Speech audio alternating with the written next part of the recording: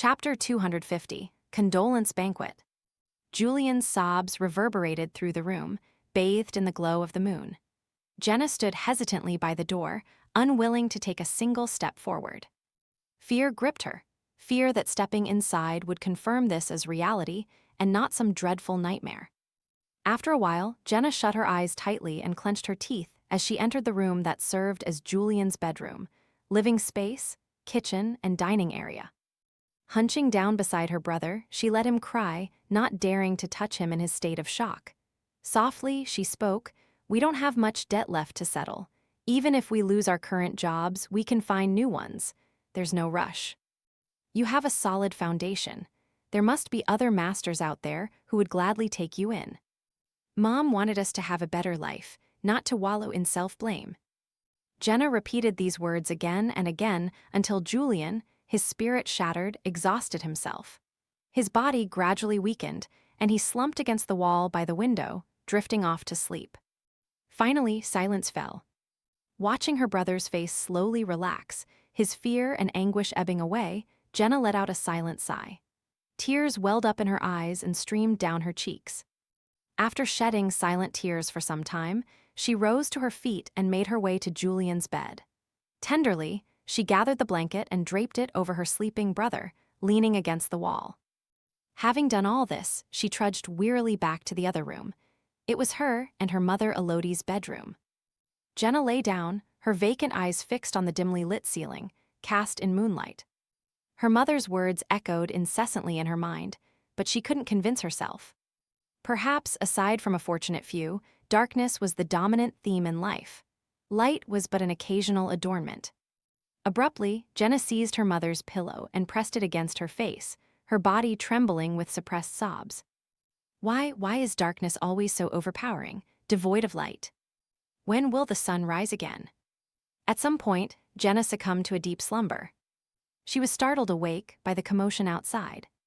Sitting up, she rubbed her swollen eyes and hastened out of the room. The sight that greeted her eyes was Julian, toasting slices of bread. He no longer bore the devastation of the previous night. Instead, he was focused on his task. Jenna's lips quivered for a moment before she finally spoke her customary greeting. "Why are you up so early?" Julian responded with a touch of stiffness.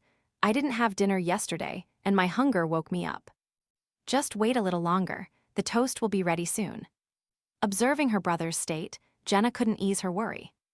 If Julian were still in the midst of a mental breakdown, weeping as he did the night before, she might feel uncomfortable, gloomy, and desperate, but she wouldn't be afraid. She would compel her brother to meet Franca and have her find a genuine psychiatrist for his treatment. Yet now, she couldn't be certain if Julian had genuinely recovered or if he was merely presenting a facade of normalcy. If there were unresolved issues lurking beneath, they could prove catastrophic when they resurfaced. Jenna feared her brother might leap from a building and end his own life just after they finished breakfast. Carefully observing Julian for a while, she sensed that his hysterical breakdown had indeed dissipated, but his mind hadn't fully returned to its usual state. When Julian prepared breakfast, he moved with agility and skill. No issues there. However, during their conversations, he appeared wooden, rigid, and slow to react. This convinced Jenna that her brother had repressed not only his breakdown and abnormalities, but also his thoughts and soul. I still have to find a real psychiatrist. Jenna's vision blurred once more. Before long, Julian finished toasting the bread and went to a nearby vendor to purchase a relatively fresh can of milk. As Jenna nibbled on her breakfast, she pretended indifference and glanced at her brother. "I couldn't sleep last night and I felt despondent. I want to see a psychiatrist. You don't seem any better. Would you like to come with me?" After a brief pause, Julian replied, "I need to job hunt." A wave of sorrow washed over Jenna once more. Her brother didn't question her pursuit of a psychiatrist. People in this neighborhood were reluctant to visit even a regular doctor, let alone a psychiatrist, for mental concerns. Most of them were unaware of the profession of psychiatrist and didn't believe they had any psychological issues. Considering that seeing a genuine psychiatrist might require an appointment, Jenna didn't press the matter. After some contemplation, she spoke encouragingly. I think you should choose your employer and master carefully this time. It's normal not to find a job within a few days. It might take a week or two or even a month. When the time comes, both of us will have an income. Maybe we can settle the remaining debt within a year. I certainly can't do it alone. The income of an underground singer isn't stable. I never know when my popularity might wane. On the one hand, Jenna aimed to alleviate the pressure on her brother in advance, so he wouldn't break down again due to the inability to find a job quickly. On the other hand, she emphasized his importance, assuring him that she couldn't do it alone. By relying on his responsibility, she sought to fortify his will to survive and prevent any sudden thoughts of suicide. Jenna, who had never considered such details the previous day, couldn't help but ponder similar matters today. Having repeatedly studied Julian's condition, she watched her brother depart for the gathering spot at Quartier du Jardin Botanique, where factories sought employees and gave opportunities. After taking a brief rest, Jenna left 17 Rue Pasteur, still feeling somewhat weary, and made her way towards Rue Saint-Hilaire, which was within close proximity. Her plan was to stroll leisurely towards Rue des Blouses Blanches. It would coincide with Franca waking up, enabling her to persuade Franca to arrange an appointment with a genuine psychiatrist. Lost in her thoughts as she passed the intersection, Jenna's gaze swept across the vacant space, catching sight of a newspaper article displayed on a nearby newsstand. Member of Parliament Hugues Artois stresses impartial handling of Goodville Chemical Factory explosion. Intrigued, Jenna was drawn to the words, instinctively stepping closer and picking up the newspaper to swiftly peruse the news. Newly elected Member of Parliament, Hugues Artois, believes it is unjust to vilify factory owners solely based on accidents. Nor should factory owners, who generate numerous jobs and contribute taxes to the country, face bankruptcy after enduring a mishap.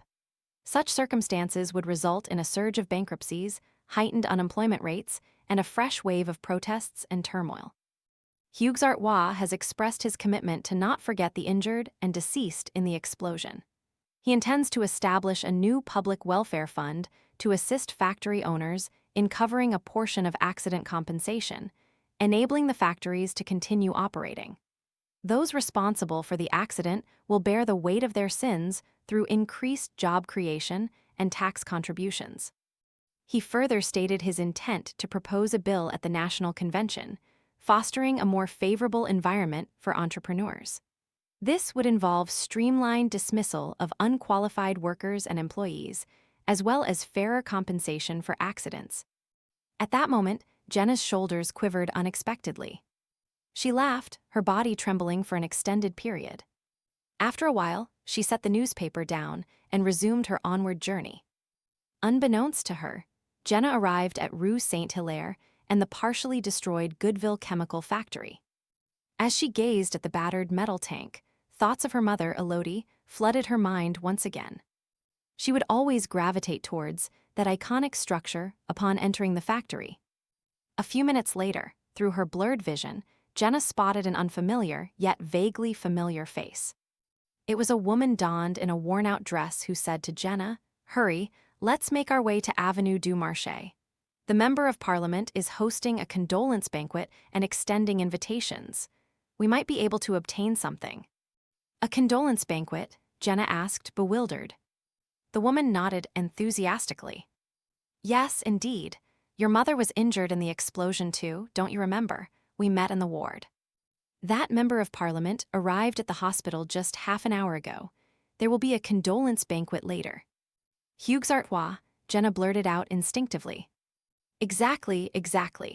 That's the name," the woman affirmed, grasping the dazed Jenna's arm and hastening towards the Member of Parliament's office on Avenue du Marché. Half an hour later, they reached the khaki-colored 4-story building. Many individuals dressed like paupers were queued up for inspection, awaiting entry into the hall. Jenna, wearing a simple grayish-blue dress, let her hair fall naturally over her shoulders without any makeup. She joined the back of the line and gradually made her way forward. Nearly 15 minutes later, it was finally her turn. A woman in a dark blue uniform began the inspection, starting with Jenna's head and proceeding to her boots. After confirming the absence of any dangerous items, the woman directed her to register and verify her identity before entering the banquet hall. Auberge du Coq d'Oreille, room 207. Lumion cast a surprised glance at Franca, who had appeared at the door, and exclaimed, "You're early again today." Franca, still donning a blouse, light-colored breeches, and red boots, was now clad in a different ensemble. She scoffed and retorted, "I'm merely concerned that you and Jenna might outwardly agree, only to carry out an assassination on the Member of Parliament's secretary, Roan." "Am I seen as such a reckless individual in your eyes?" Lumion inquired. "Yes," Franca responded without hesitation. She even contemplated adding the word most, but when she recollected a folk of rage she had encountered in a seaside town, she felt that Lumion couldn't be categorized as one. Breathing a sigh of relief, she continued, "Since you haven't acted impulsively, Jenna should be safe.